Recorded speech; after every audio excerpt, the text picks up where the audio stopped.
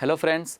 तो जैसा कि हम लोग चैप्टर नंबर 2 बहुपद पॉलिनोमियल पढ़ रहे थे, प्रीवियस लेक्चर में हमने ये देखा कि बहुपद के मेन कितने प्रकार हैं और वो कौन कौन से हैं। तो जैसा कि हमने लास्ट लेक्चर में देखा था कि बहुपद को मुख्यतः 3 भागों में बांटा गया था, जो कि है रैखिक बहुपदी, द्विघात बहुपदी और त्रिघात बहुपदी। और उसके अंदर हमने ये भी सीखा था कि हम उसे किस तरीके से पहचान सकते हैं। अब उससे थोड़ा आगे की तरफ, एक स्टेप आगे की तरफ आते हैं कि कोई भी बहुपदी के अंदर हमारे चैप्टर में आगे की तरफ क्या कहा गया है कि बहुपदी के क्या ज्ञात करना, शून्यों को ज्ञात करना। किसको? शून्यों को ज्ञात करना। अब ये शून्यों को ज्ञात करना, इसका मतलब क्या होता है? तो आइए इसे समझते हैं। किसको? शून्य को ज्ञात करना। तो सबसे पहले हम लोग बात करते हैं, यहाँ पर हमने बहुपदी को किस तरीके से लिखा था प्रीवियस लेक्चर में, p ऑफ x, जहाँ पर p हमारा पॉलिनोमियल को प्रदर्शित करता है और x किसको प्रदर्शित करता था? चर को। तो p ऑफ x यानी कि ये हमारी बहुपदी है। अब इस बहुपदी में हमें क्या ज्ञात करना है? शून्य ज्ञात करना है किसी भी बहुपदी का, चाहे वो रैखिक हो, द्विघात हो या त्रिघात हो।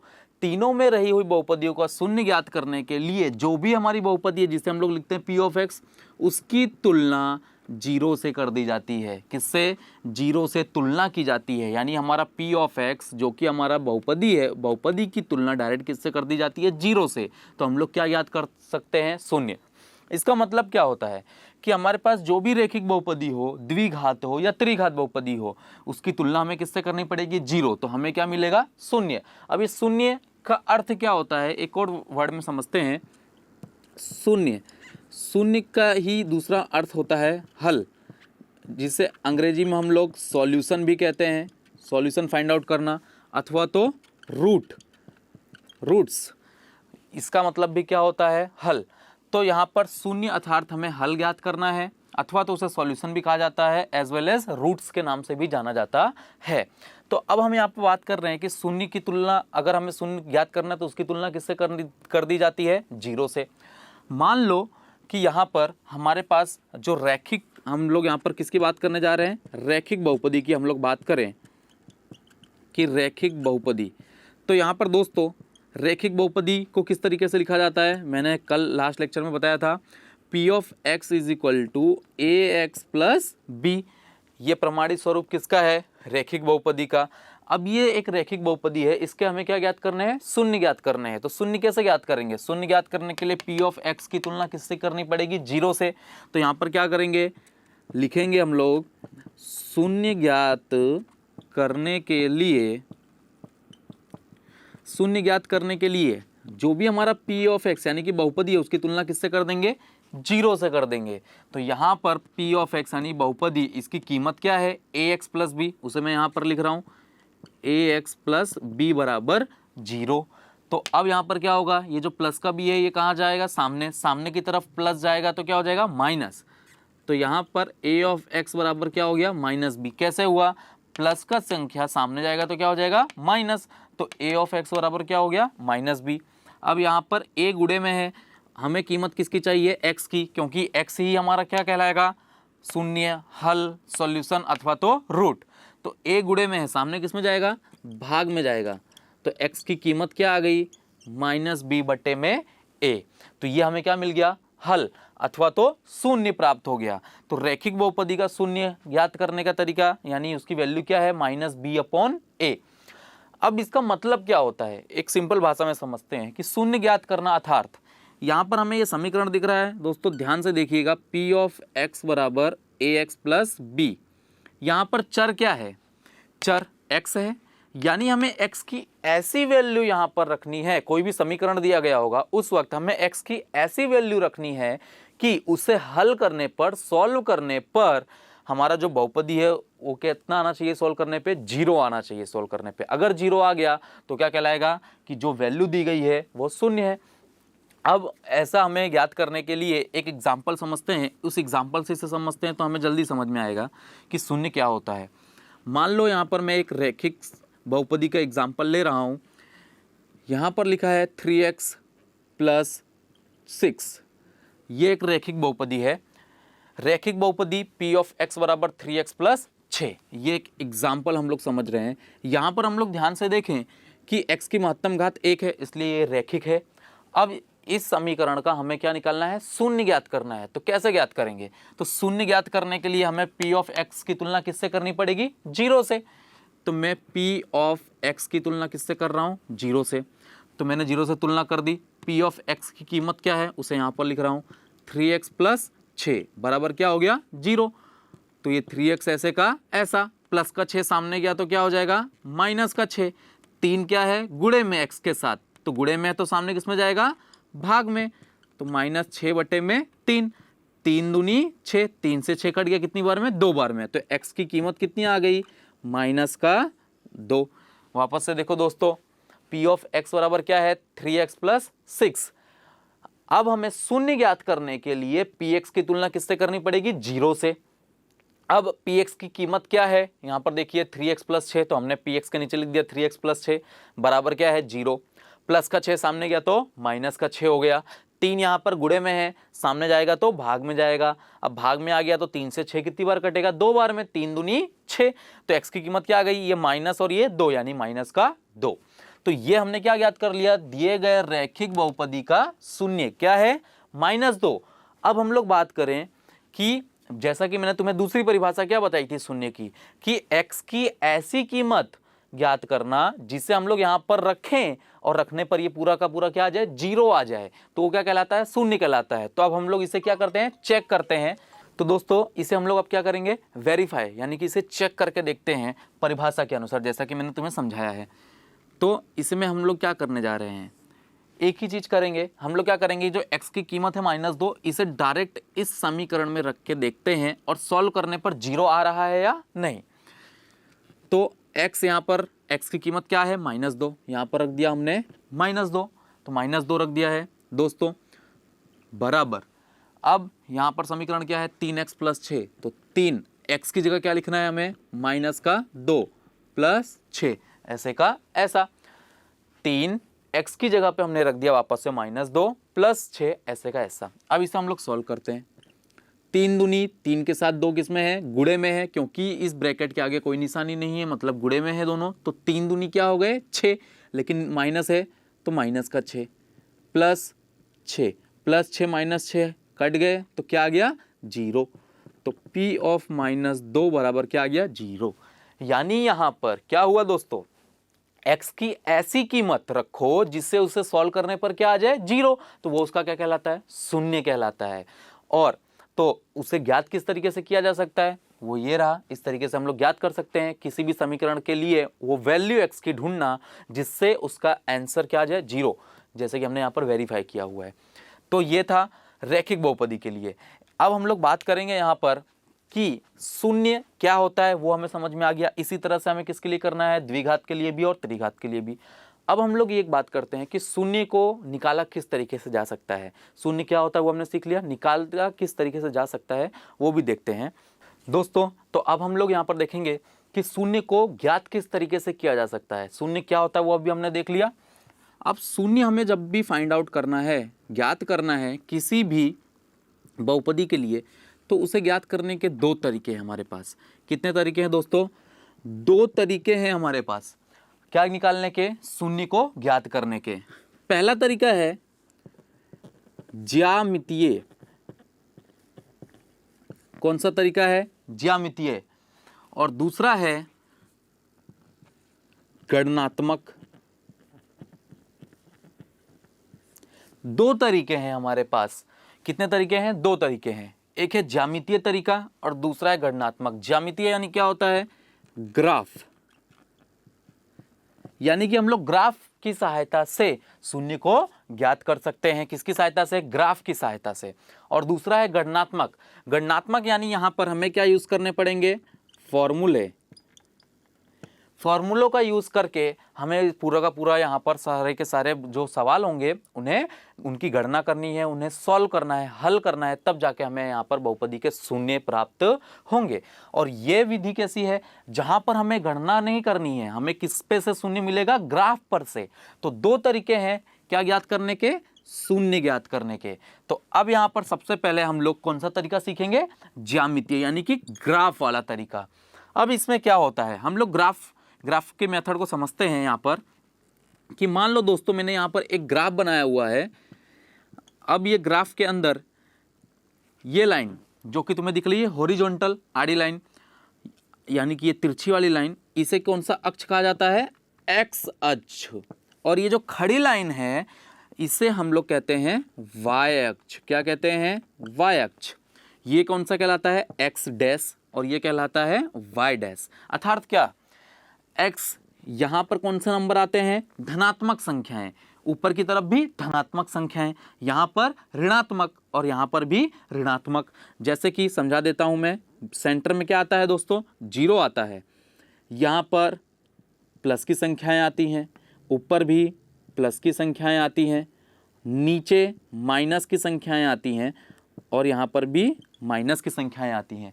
अर्थात क्या हुआ कि हमारे पास जो भी ग्राफ है उसके अंदर एक्स और वाई अक्ष, यानी ये यहाँ पर प्लस की संख्याएं आती हैं, ये जो वाई डैश है और एक्स डैश है उस पर माइनस की यानी कि ऋणात्मक संख्याएं ली जाती हैं। ग्राफ की सहायता से कैसे सॉल्व कर सकते हैं? तो यहाँ पर देखिए एक चीज, ग्राफ पे भी हमने देख लिया कि प्लस और माइनस की संख्याएं कहाँ पर आती हैं। अब ये समझते हैं कि शून्य कैसे ज्ञात कर सकते हैं हम लोग। तो यहाँ पर एक चीज ध्यान से देखिए दोस्तों कि ये जो हमारा ग्राफ था ये वाई अक्ष था इसमें और ये एक्स अक्ष था। अब यहाँ पर हम लोग शून्य किसका निकाल रहे हैं? सबसे पहले शून्य हम लोग किसके किसके लिए निकाल सकते हैं? कौन कौन सी बहुपदी की बात हो रही है? रैखिक, द्विघात, त्रिघात, किसी भी। सामान्यतः ये 3 बहुपदियां, कितनी? रैखिक, द्विघात और त्रिघात। सामान्यतः ये 3 बहुपदियां, इनके अलावा और भी कोई हो तो हम लोग उसके लिए भी ग्राफ की सहायता से क्या निकाल सकते हैं? शून्य। कैसे निकालेंगे? रैखिक, तो रैखिक की बात करें तो रैखिक मतलब क्या होता है? एक सिंपल लाइन। क्या होता है? सीधी रेखा, रैखिक। तो रैखिक के अंदर क्या होगा कि कोई भी, ये हमारा जो अक्ष, ये जो हमारा ग्राफ दिख रहा है, इस ग्राफ के अंदर ये जो हमारा एक्स अक्ष है, इस एक्स अक्ष को कोई भी लाइन अगर टच करती है कि कहीं पर भी, मान लो ये एक रेखा मैंने बना दी है, ये रेखा एक्स अक्ष को कितनी बार टच कर रही है? एक बार टच कर रही है। कितनी बार? एक बार। दोस्तों ध्यान से देखिए कितनी बार टच हो रहा है? एक बार। इसलिए इस पूरे ग्राफ का क्या शून्य कितने हैं? शून्यों की संख्या कितनी है? एक शून्य है। कितने शून्य हैं? तो यहां पर लिखेंगे हम लोग शून्य की संख्या। शून्य की संख्या कितनी हुई? एक हुई। अर्थात कोई भी जो यहां पर लाइन है, कोई भी जो परवलय बनेगा, कोई भी लाइन जो एक्स अक्ष को, किस अक्ष को? एक्स अक्ष को कितनी भी बार टच करेगी, जितनी बार भी टच करेगी अथवा तो काटेगी, प्रतिच्छेदित करेगी, उतने उसके क्या कहलाएंगे? शून्य कहलाएंगे। तो शून्यों की संख्या 1 है, 2 है या 3 है, वो हमें कैसे पता चलेगा? सिर्फ और सिर्फ हमारा ध्यान कहाँ होना चाहिए? एक्स अक्ष पर। और जो भी लाइन एक्स अक्ष को जितनी बार भी टच कर रही है उतने उसके क्या होंगे? शून्य होंगे। जैसे कि दोस्तों हमें एक और एग्जांपल से समझते हैं इसे। मेरे पास मान लो ये एक ग्राफ है, यहां पर मैंने दोस्तों ये देखिए इस तरह से एक लाइन ड्रॉ कर दी है यहां पर। अब इस लाइन के अंदर, इस ग्राफ में हमें क्या फाइंड आउट करना है? क्या ज्ञात करना है? शून्यों की संख्या। तो यहां पर शून्यों की संख्या ज्ञात करने के लिए हमें क्या देखना है? एक्स अक्ष। ये जो लाइन बनी हुई है ग्राफ के ऊपर, तो वो एक्स अक्ष को कितनी बार टच कर रही है, हमें बस वही देखना है। तो ये लाइन देखिए, ये एक्स अक्ष वाली लाइन, ये रही आड़ी लाइन। तो ये सबसे पहले एक बार यहां पर टच कर रही है, फिर एक बार यहां पर कर रही है 2, और एक बार यहां पर कर रही है, यानी कि 3। कितनी जगह टच कर रही है? 3 जगह। एक्स अक्ष को ये जो लाइन दी गई है वो 3 जगहों पर टच कर रही है। अर्थात शून्य की संख्या कितनी हो गई?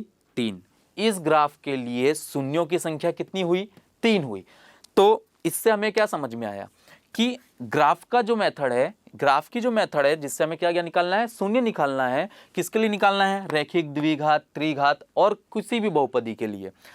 हमें सिर्फ और सिर्फ ध्यान क्या रखना है कि ग्राफ के अंदर जो भी लाइन है जो बनने वाली है वो एक्स अक्ष को कितनी बार प्रतिच्छेदित अथवा तो टच करती है। जितनी बार प्रतिच्छेदित और टच करेगी उतने ही उसके क्या होंगे? शून्य होंगे। जैसा कि यहां पर देखिए, एक बार टच किया तो 1 शून्य, यहां पर 3 बार टच किया तो 3 शून्य हो गए। क्लियर?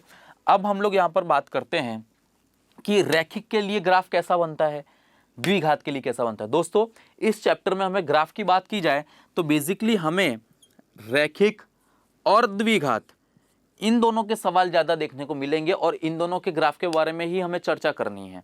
त्रिघात के हमें गणनात्मक के अंदर, गणनात्मक जो कि सॉल्यूशन करना है, मेथड से सॉल्व करना है फॉर्मूला लगा के, उसके अंदर उसके सवाल देखने को मिलेंगे।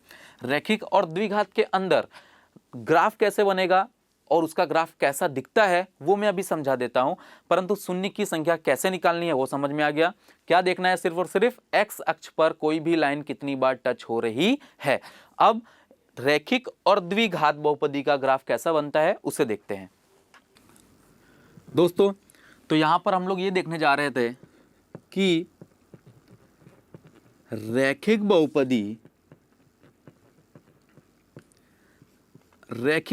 का ग्राफ यानी कि ज्यामितीय पद्धति के अनुसार इसका ग्राफ किस तरीके का प्राप्त होता है। तो रैखिक बहुपदी के लिए बात करें तो रैखिक का मतलब अर्थात क्या होता है, एक घात, जैसा कि मैंने तुम्हें पहले बताया था, एक सिंगल।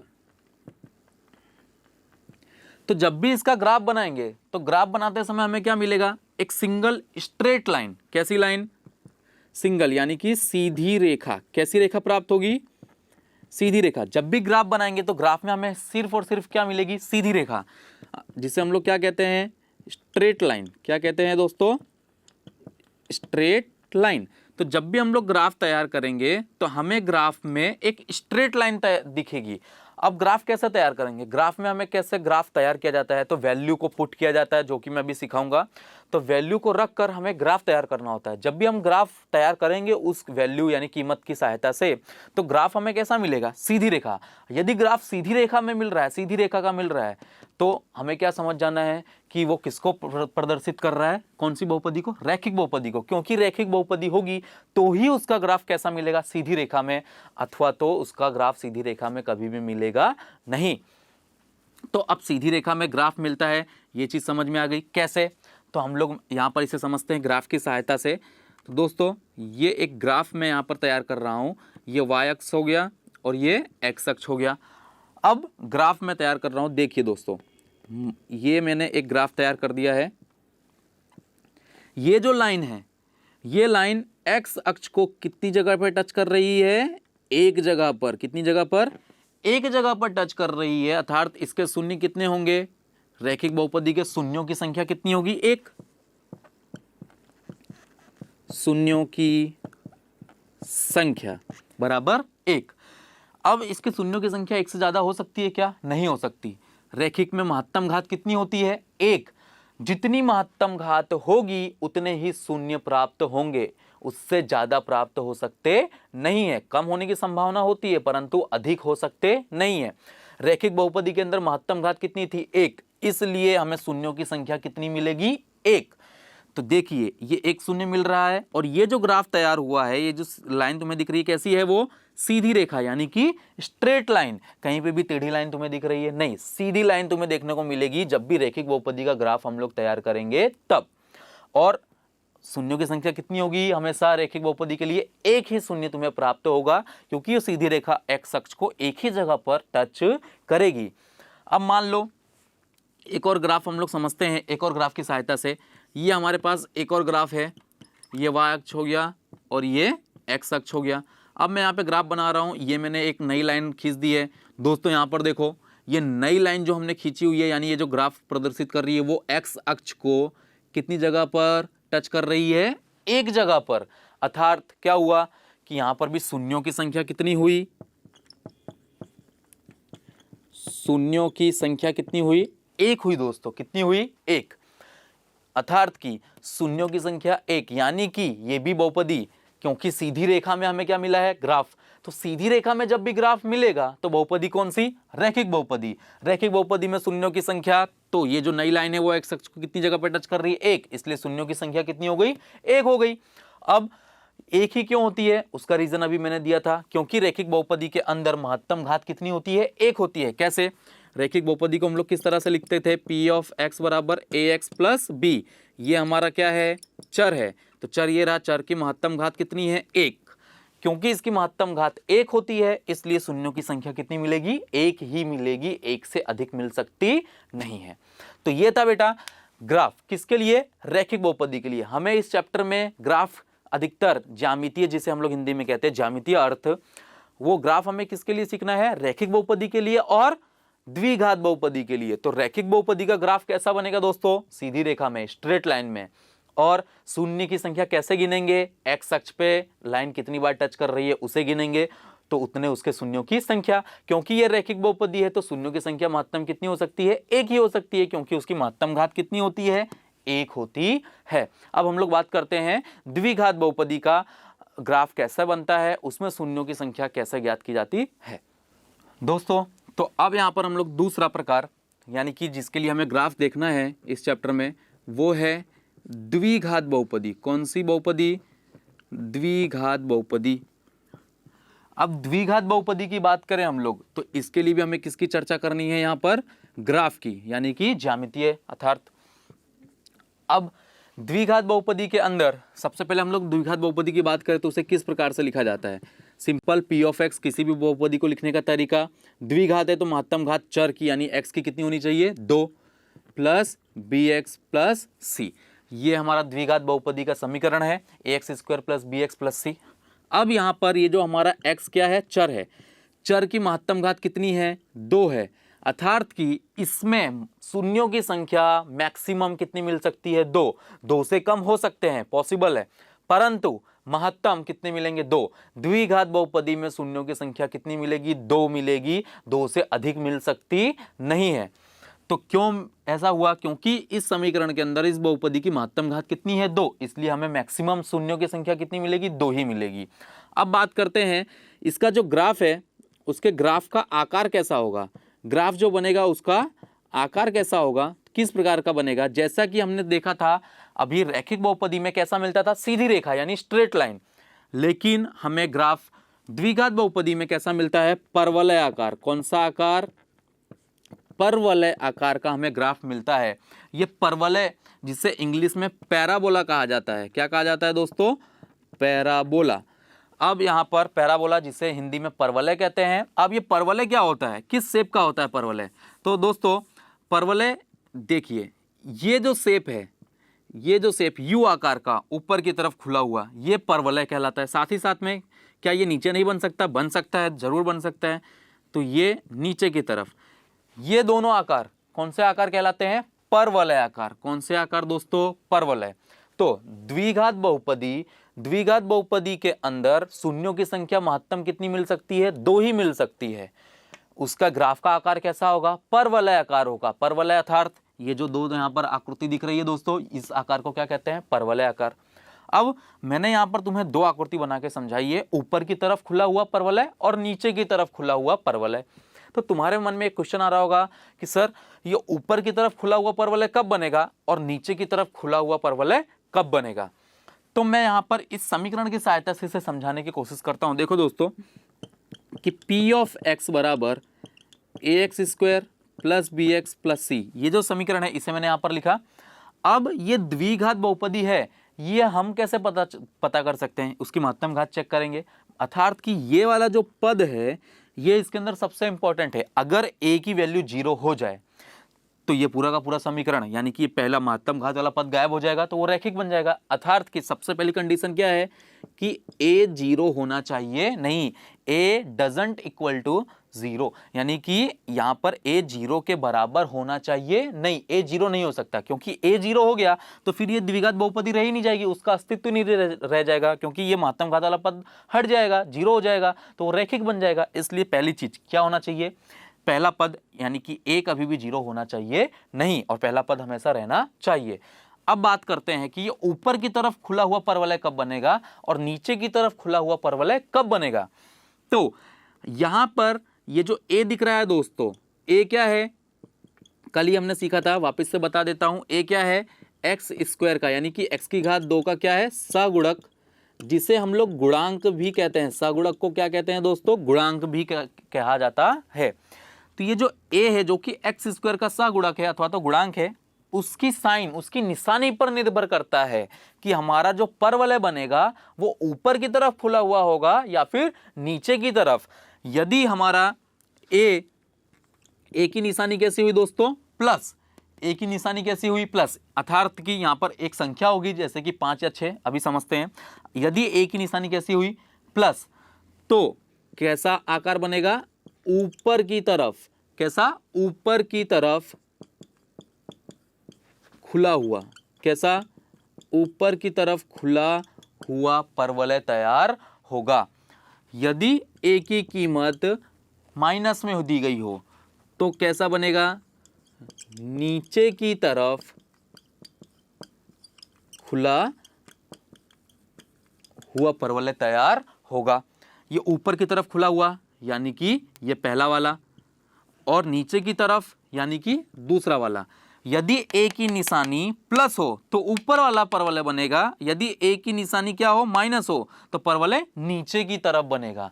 तो ये बेटा द्विघात बहुपदी के ज्यामितीय यानी कि ग्राफ के बारे में, ये हमारा द्विघात बहुपदी का लिखने का तरीका है, जहां पर महत्तम शून्य कितने मिल सकते हैं, 2 ही मिल सकते हैं, क्योंकि उसकी महत्तम घात कितनी है, 2 है।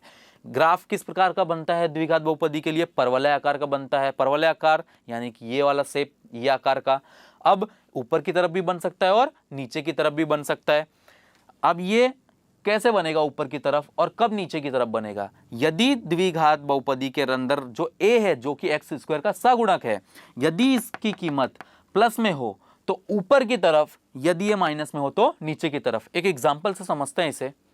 तो यहां पर हम लोग एग्जाम्पल ले रहे हैं एक, इसे समझने के लिए कि p ऑफ x बराबर 5x square plus 7x plus 2। यहां पर दोस्तों क्या हुआ है, हमने एक समीकरण ले लिया है, p ऑफ x बराबर 5x square plus 7x plus 2। किया गया है हमने यहाँ पर कुछ नहीं, सिर्फ a की जगह कीमत रख दी है, b की जगह एक कीमत रख दी है और c की जगह एक कीमत रख दी है। अब यहाँ पर हमें क्या करना है कि ये द्विघात समीकरण है। अब ये द्विघात बहुपदी भी है, समीकरण कहो अथवा तो बहुपदी। यहाँ पर इसका आकार कैसा बनेगा, क्योंकि ये महत्तम घात कितनी है, इसकी 2 है, तो आकार तो हमें पता है कि इसका ग्राफ जब भी हम बनाएंगे तो इसका आकार कैसा हमें मिलेगा, परवलय आकार। कौन सा आकार, परवलय आकार। परंतु हमारे मन में क्वेश्चन क्या है कि परवलय आकार तो बनेगा, परंतु ऊपर की तरफ बनेगा या नीचे की तरफ। तो मैंने अभी क्या बताया, हमें क्या चेक करना है, ए को चेक करना है।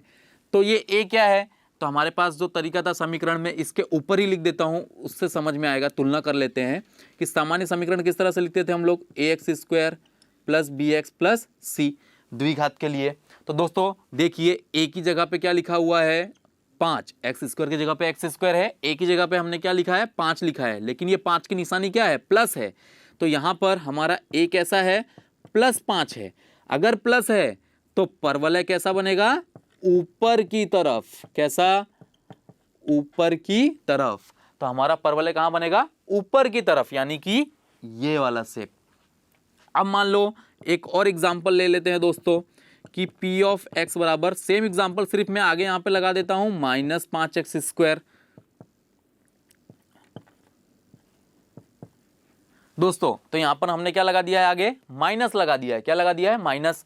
तो a की कीमत वापस से तुलना करेंगे, जैसे यहां पर क्या था, a की जगह पे क्या है 5, यहां पर भी a की जगह पे क्या है, -5। क्या है दोस्तों, -5। तो a किस में आ गया, माइनस में। यदि a माइनस में आया तो हमारा ग्राफ कैसा बनेगा, नीचे की तरफ परवलय आकार।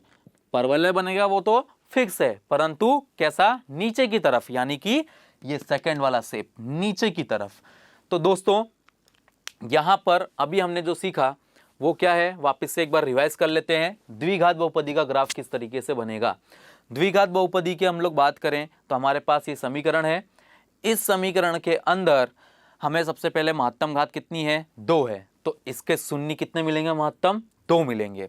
ग्राफ का आकार कैसा होगा, परवलय आकार। परवलय आकार अर्थात कि ये दोनों शेप। अब ग्राफ परवलय आकार ऊपर की तरफ भी बन सकता है और नीचे की तरफ भी बन सकता है। वो किस पे डिपेंड करता है, किस पे निर्भर होता है, a पर निर्भर होता है। यदि a जो कि एक्स स्क्वायर का सगुणक है उसकी कीमत प्लस हुई तो परवलय ऊपर की तरफ बनेगा, इस प्रकार का। यदि a की कीमत माइनस हुई तो परवलय नीचे की तरफ बनेगा। जैसा कि अभी हमने यहाँ पर एक एग्जाम्पल से लेके समझा हुआ है। यहाँ पर एक समीकरण लिखा हुआ है जहाँ पर देखिए ए की जगह पे कौन है 5, जिसकी निशानी प्लस में है, इसलिए इसका जब भी ग्राफ बनाएंगे तो परवलय आकार तो बनेगा, लेकिन कैसा, ऊपर की तरफ। क्यों? क्योंकि प्लस में है वैल्यू। यहां पर एक और एग्जांपल लिया हुआ है हमने, सेम एग्जांपल, सिर्फ निशानी बदल दी है। तो यहां पर इसकी निशानी क्या है, माइनस है, ऋणात्मक है, इसलिए परवलय आकार तो इसका भी ग्राफ बनेगा, परंतु कहां पर, कैसा बनेगा, नीचे की तरफ बनेगा। क्लियर? तो एक ग्राफ की बात हो गई। अब शून्यों की संख्या की बात करते हैं कि शून्यों की संख्या कैसे निकाल सकते हैं हम लोग द्विघात बहुपदी के अंदर। एक ग्राफ बना रहा हूं दोस्तों, ध्यान से देखिएगा। ये हमने यहां पर एक ग्राफ तैयार कर दिया है, ये y अक्ष हो गया और ये x अक्ष हो गया। अब अभी मैंने बताया था कि शून्यों की संख्या कितनी मिल सकती है महत्तम द्विघात में, 2। महत्तम घात कितनी है, 2 है, इसलिए। अब यहां पर देखो एक ग्राफ मैंने, क्योंकि परवलय आकार बनेगा दोस्तों, तो ये मैंने ऊपर की तरफ परवलय आकार बना दिया। परवलय आकार बन चुका है, तो परवलय आकार x अक्ष को कितनी बार टच कर रहा है, 1 बार, और ये 2 बार। कितनी बार दोस्तों, 2 बार। इसलिए शून्यों की संख्या कितनी हुई, 2 हुई। कितनी हुई? अगर इसमें हम लोग पूछें कि शून्यों की संख्या, तो शून्यों की संख्या बराबर कितनी हो गई दोस्तों, 2 हो गई। क्योंकि यहां पर कोई भी शून्य ज्ञात करने के लिए हमें क्या देखना है कि कोई भी जो आकार बन रहा है वो x अक्ष को कितनी बार टच करता है। ये कितनी बार टच कर रहा है, 2 बार। इसलिए शून्यों की संख्या कितनी हुई, 2 हुई। कितनी हुई दोस्तों, 2। अब यही आकार मैं नीचे की तरफ बना दूंगा तो भी कितनी बार टच होगा, 2 ही बार। तो शून्यों की संख्या 2, अर्थात कि शून्यों की संख्या में सिर्फ एक ही चीज देखनी है कि कोई भी जो आकार बन रहा है वो x अक्ष को कहां पर कितनी बार टच करता है। द्विघात है तो मैक्सिमम कितने शून्य मिलेंगे, 2 मिलेंगे। अगर रैखिक है तो 1 मिलेगा। अगर त्रिघात है तो कितने मिल सकते हैं, 3 भी मिल सकते हैं। तो दोस्तों बेसिक रैखिक बहुपदी और द्विघात बहुपदी के शून्यों को ज्ञात करना, ये अभी हमने सीख लिया है। तो पहला तरीका ज्यामितीय यहीं पर समाप्त होता है। अब जो दूसरा तरीका है जो कि है गणनात्मक, वो हम नेक्स्ट लेक्चर में देखेंगे।